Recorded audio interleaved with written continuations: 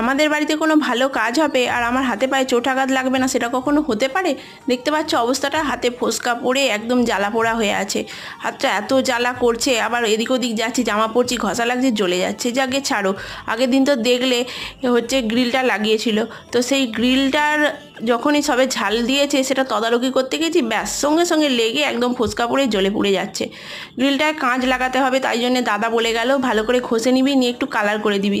তারই ব্যবস্থা আর কি চলছে, ভালো করে ঘষে মেজে নিয়েছি পরিয়ে এসে। তো তারপরে রং করবে। এই রংটার বয়স দেখতে পেলে, এই কালারটার বয়স হলো প্রায় 5-7 বছর। বাবা যখন বেঁচে ছিল তখনই এনেছিল। খুব ভালো করে সিল করে মুখটা বেঁধে দিয়েছিল, মানে হাতুড়ি দিয়ে পিটিয়ে বন্ধ করে দিয়েছিল বলে এতদিন পরেও কিন্তু ভালো আছে। তবে একটা স্তর পড়ে গিয়েছিল, স্তরটা ফেলে দিয়ে গুলিয়ে নিলাম, তাতেই হয়ে গেল। পুরো কালারটা কমপ্লিট করতে পারিনি, এত কষ্ট হচ্ছিল, দেখতেই পেলে। নারকেল তেল দিয়ে হাতের রঙগুলো তুললাম, খুব তাড়াতাড়িতে আছি। মাকে নিয়ে তো অপারেশন করাতে যাব, সেই জন্য কাঁচটা যাতে তাড়াতাড়ি লাগানো হয়, সেই জন্যই